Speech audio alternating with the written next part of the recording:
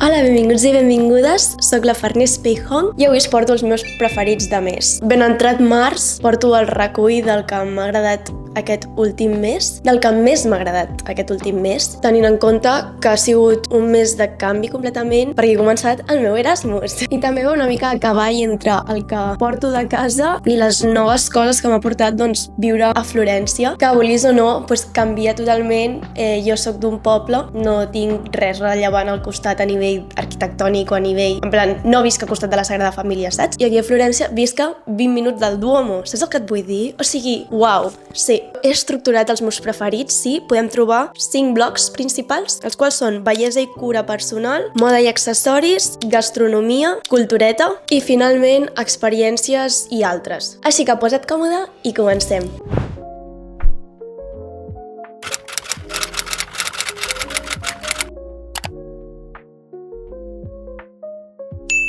De bellesa i cura personal, el que em vaig obsessionar a principis de mes és que no et passa que el temps us passa molt ràpid al mateix temps que us passi molt lent. Porto tenint aquesta sensació des de postpandèmia, que la temporalitat la percebo molt diferent a com la percebia abans, i és aquesta ambigüitat de tot. Rotllo, jo el diumenge passat estava pensant, uah, quant de temps porto aquí, ja fa 4 setmanes que vaig a la universitat, havia començat el dilluns, o sigui, el dilluns era el meu primer dia de classes, arribo el diumenge i ja ho tenia com super assimilat, saps? El cas, se'm fa com pensar molt lluny només l'inici del mes. El fet de canviar de ciutat, canviar de vida completament, canviar d'entorn completament, també fa que aquesta sensació de distanciament sigui encara molt més gran. Però recordo, el mes el vaig començar pensant, uah, és que estic obsessionada amb aquesta crema de mans.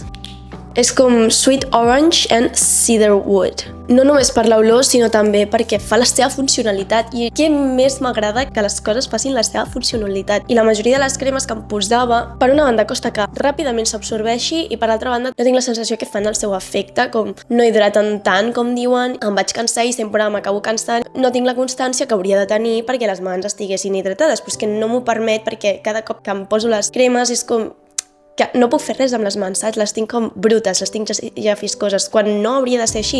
El següent, he caigut a la temptació de Liposan de Mora. Penso que és el color de l'hivern. Porto les ungles d'aquest color, el meu bolso també és d'aquest color, fa la seva funció, és un cacau normal, només que té una mica de coloret. Ara mateix no el porto, ¿vale? Perquè porto el meu Lip Combo. He après a fer-me els llavis. Bueno, a lo millor que aquí ve una experta de bellesa i em diu què cony et saps fer els llavis, saps? Però és que el truc és trobar un bon delineador. Es diu així, delineador? Ho he buscat, soc la Farners editora i és del perfilador. El perfilador, no se m'havia acudit abans. De la meva mare.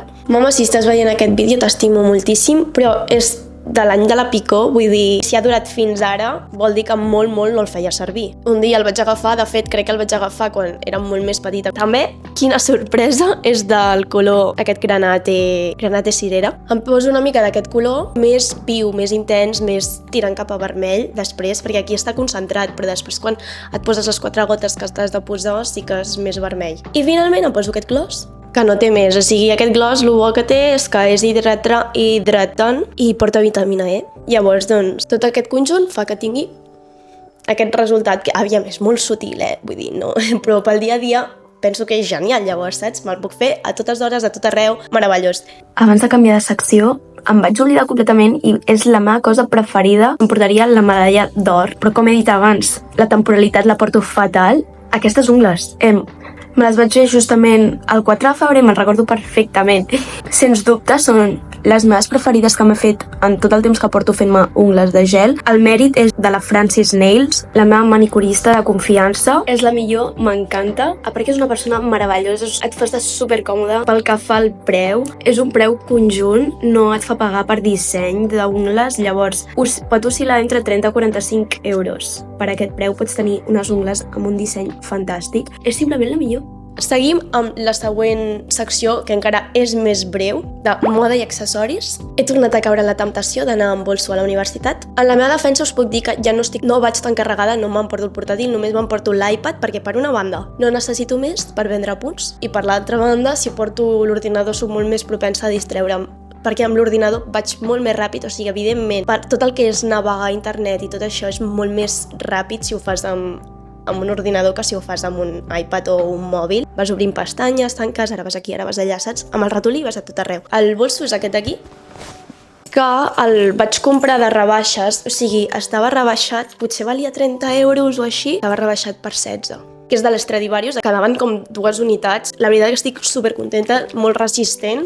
M'encanten els detallets, m'encanten que tinguin butxaques. Té butxaca aquí, a dins també té una altra butxaqueta per posar les claus, saps? També estic molt emparanoiada que les claus no toquin mai el mòbil, perquè si no ratllen la pantalla del mòbil. També el bo és que porta cremallera i és més segur, que diguem-ne. I la següent cosa són tot el que és bota UC i les seves alternatives. Jo tinc unes abrigant un tou, van genial, perquè no sé si a tu et passa, però a mi el fred per on més m'entra és en els peus, i un cop entra pels peus ja no te'l treus fins que no arribes a casa, et poses les teves sabatilles o et dutxes o, saps?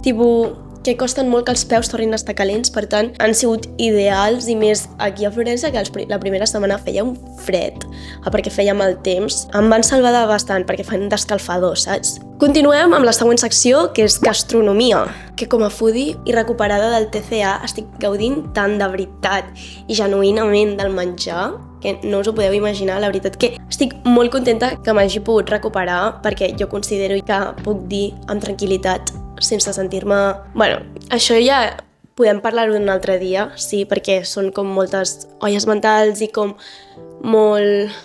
Hi ha una part del TCA que és molt emocional i irracional, llavors, doncs, sempre que has d'explicar alguna cosa és inevitable acabar fent molts més minuts d'explicació, perquè tota la banda irracional, quan se li posa paraules, s'ha d'especificar com molt bé per poder-ho entendre bé i que no s'interpreti malament, sabeu? Llavors, bueno, això per una altra banda, però sí que genuïnament per fi després de molt temps puc dir que sí que estic curada, gaudeixo amb normalitat al menjar i tampoc no recorreixo a ell quan estic malament emocionalment, que penso que aquesta també és bastant la clau. Òbviament, o sigui, les persones que han passat un TCA normalment tindran tendència a, si estàs malament, pues, fer un símptoma que es reflecteixi amb el menjar o tot el que té a veure amb tots aquests símptomes englobats dins d'un TCA. Aquesta vida saludable, que en veritat no és tan saludable si inspecciones una mica més. Però bé, tornant al tema, estic gaudint molt del menjar i aquests són una de les meves coses preferides en quant a gastronomia, com és, aviam, que se'm dona bastant bé cuinar. Fora modèstia, m'ho passo molt bé perquè crec que també és una forma d'expressió d'art. Són uns macarrons, és que no ho sé, segur que ja estaven inventats, vale? Però el que faig és agafar el tomàquet natural. Aquí són molt típics de cuinar, de fer el tomàquet passat per la paella. Venen molt tomàquet natural, no venen pràcticament tomàquet fregit, així com tomate frito i trabajo que te quito, i jo el passo per la paella, li afegeixo una mica de formatge Filadèlfia, una mica de pebre blanc, sal i un rajolí d'oli. Llavors ho barreges, agafes els macarrons, els barreges també. S'ha de fer bastanta salsa, vull dir, no han de quedar com macarrons amb carn, com el plat típic de macarrons. No, han de quedar macarrons amb salsa. I després els hi poses una mica de parmesà per sobre. Que bo que està, que bo que està. La segona cosa que m'agrada molt d'aquí és el formatge Filadèlfia d'aquí, concretament del Coop, que és on vaig a comprar, que no és ben bé formatge Filadèlfia perquè és bastant diferent, té una altra textura, té una textura una mica més aproximada cap a la ricota, saps? Continuant amb la saga de formatges, la burrata. Màxim un cop per setmana, perquè tampoc no tenim el pressupost com per estar menjant burrata cada dia, i també com que me la reservo per dir avui toca burrata, com una cosa més exclusiva. És la millor que he provat i no és pas com una marca super exclusiva. I per tancar aquesta secció de gastronomia, el gelat de llimona i festuc és la prova per saber realment si una gelateria és bona o no. Segons el criteri d'aquí, meu. Ja en general el gelat de llimona ha estat el meu preferit des de ben petita, inculcat pel meu pare, perquè també és el preferit de mon pare. I la veritat és que està superbo, sempre refrescant, sempre surt bé. És típic de demanar després a qualsevol restaurant que vas així de dinar especial, sempre cau un sorbet de llimona com per tirar avall. També molt típic, ens el fèiem sempre quan anàvem a una pizzeria, després de menjar-te tota la pizza, demanar un sorbet de llimona per tirar avall. El gust, tot, no sé, el que implica, suposo que ha anat fent que sigui el meu preferit per defecte. Vaig provar un cop el de festuc i vaig dir, ara estem fent ruta de gelats en general, i vaig fent foto a cada gelat que em faig per recordar-me d'on el vaig fer. El que més m'ha agradat a lo millor és el de Nuovo Gelato, no era pas barat aquell gelat. Aquí penseu que acostuma, potser la petita costa entre 2,50, 3, Em va costar 3,50, vale? És bastant car, això. A nivell cultural, que són llibres, sèries, música, sobretot música, obsessionada amb la música de Marina Reche i de Mafalda Cardenal. La cançó de Esto iba a ser una canción de amor. Uau! Són de desamor, hi ha moltes cançons de desamor a la vida i són les meves preferides. Les cançons de la Grace Abrams, vull dir, m'encanten. Crec que també fa molt d'hivern, com a reunir-se, com més introspecció, més com de manta i plorar una tarda. Fa més d'hivern que no pas d'estiu, això. Llibre, m'estic tornant a llegir el llibre de l'Alice Kellen, El mapa de los anhelos, que no sóc de rellegir-me els llibres que ja m'he llegit, però va ser el... Oh no, m'he quedat sense llum. Bé, espero que em pugueu perdonar. El que deia, no sóc de rellegir-me els llibres, però aquest va ser el meu preferit amb diferència, em va marcar un abans i un després, sincerament. Bàsicament perquè era com que em sentia molt, la protagonista sentia molt les reflexions que feia i és un llibre bastant de plasmar reflexions i llavors per això et posa paraules a molts sentiments que potser has pogut tenir, que estàs tenint en aquell moment i dius, uau, gràcies. Contingut audiovisual. Per una banda, m'encanten els blogs de la Brianna Kwan, aquesta youtuber d'aquí, i així com de sèries vaig mirar la segona temporada de Jo Mai Mai, que me la miro amb molt de carinyo perquè, per una banda, una amiga meva que diguem, coneguda perquè tampoc n'hem parlat massa i tal, però molt maca, la Berta Rabasca i que fa Dèlia a la sèrie, va a la meva classe i em fa molta gràcia, no?, quan algú surt a la tele i tu el coneixes. I per altra banda també tenia molt d'interès perquè quan estàvem fent el càsting de la segona temporada de Jo Mai Mai em van contactar que volien que fes de Gia. No he fet mai teatre, mentida, vaig fer un mes de teatre a una escola de teatre del poble del costat i vaig protagonitzar l'obra de teatre de 5è de primària que fèiem per Sant Jordi, però les veus són gravades, només has de fer playback, és un altre tipus de teatre, vull dir, no podem considerar que hagi fet teatre mai. Volien que em presentés el càsting, de fet volien posar-me una professora de teatre com per perfeccionar la tècnica i tal i poder fer el paper, però donava la casualitat que jo marxava a l'estiu i no era viable agendar les classes i crec que per això, o a lo millor, perquè al final ja no em van voler, però vull dir, no sé, per una cosa o per l'altra, van acabar triant a la noia que surt aquí, ara no me'n recordo com es diu, però la vaig conèixer, de fet, el dia que vam fer el càsting, la veritat que molt maca i molt més formada. I tenia curiositat com es desenvolupava el personatge, perquè ja al capítol 2 surt com el diàleg, com l'escena que havíem de practicar pel càsting. Finalment, última secció, last but not least, experiències i altres. Clarament i probablement tot el que duri d'aquest Erasmus, veure el Duomo, passar per davant del Duomo, contemplar-lo, quedar-te 5 segons mirant-lo, la grandària que tenen aquestes estàtues, saps? Perquè les puguem veure amb claredat i ja siguin com grans mirades des de la llunyania, és que de prop deuen ser molt altes, com tota la complexitat que té, saps?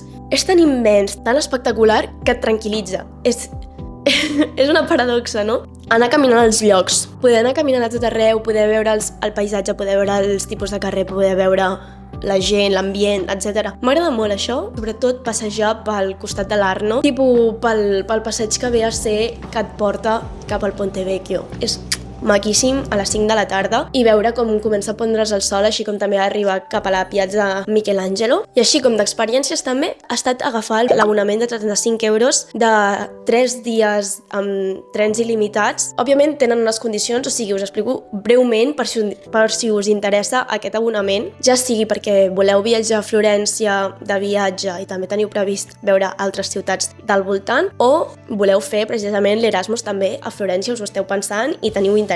És un abonament que et permet agafar tots els trens regionals i regionals Veloce de tota Itàlia. No entren els FR, els Frecciarossa, no entren, i busos tampoc entren. Només són aquests dos tipus de tren que al final és una mateixa, que és regional, sí? L'experiència va ser la següent. Vam decidir visitar el primer dia Siena, el segon dia Bologna i el tercer dia Pisa. El viatge a Siena és d'una hora i mitja i és un tren directe. Vam agafar el tren a les 10:10 i vam arribar gairebé a les 12. Lo dolent de Siena és que l'estació no queda al mig de Siena, Siena està com en un turó, per tant has de com pujar, i si no vols agafar un bus i tal, la caminadeta són uns 30 minuts, que ara, en mes així primaveral, mes d'hivern, està superbé, segurament si vas a l'agost, potser sí que et convé agafar un bus. Vam visitar el Duomo, la Piazza del Campo, un carrer principal que té. Vas de patar també que hi ha com una mena d'estàtua d'un bisbe o alguna cosa així. Vam veure la Basílica Catariniana San Domenico, que és bastant peculiar. A dins el terra és com un terra així com de goma del poliesportiu, de color marró. Vull dir, és com super friendly, saps? No espanta gens, no és de cap de les maneres la imatge que et ve al cap quan et diuen imagina't una església, saps? Després també vam veure la Porta Pispini. El que sí que ens va faltar va ser veure la Fontana Contrada de l'Oca, crec que es diu així. Sí, ens va faltar, però bé, ja hi tornarem. Siena es pot fer perfectament en un dia, I dona aquestes vibes com de poblet del nord d'Espanya, saps? Com, no sé, podria ser un poblet d'Astúries o Cantàbria, saps? No sé. El dia següent vam anar a Bolònia. Bolònia té un tema, és impossible accedir-hi només amb regionals, és a dir, amb l'abonament i ja està, abans de les 12. Després de les 12 sí que llavors ja comencen a haver les combinacions. Nosaltres vam agafar el de la 1 justament per arribar a gairebé les 3 de la tarda. Problema, Bolònia és gegant. Llavors clarament ja anàvem amb la mentalitat de no podrem veure tot, ens quedem més amb l'essència. Penso que també aquest tipus de viatges és molt per passejar pels carrers, perdre't pels carrers de la ciutat, poder veure el tipus de vida que hi ha, l'ambient i sobretot doncs, tot el que són llocs monumentals, contemplar-los des de fora, i penso que és un tipus de turisme. A mi m'encanta passejar per les ciutats, m'agrada molt contemplar el tipus d'edificis, els colors, com combina, saps, tot, com l'estètica que té aquella ciutat. Penso que cada ciutat més o menys té una estètica. El bo de Bolònia sí que té l'estació al centre i en 2 minuts ja estàs caminant sota els arcs, tal. Vam veure el Parco de la Montagnola, que està en obres, és com un monjo cutre, i després vam passejar per la Via de la Independència, em recorda molt a una via principal de Mallorca. Té com botigues una mica de luxe, botigues més rellevants, la cadena de gelats famosa, Penki i tal.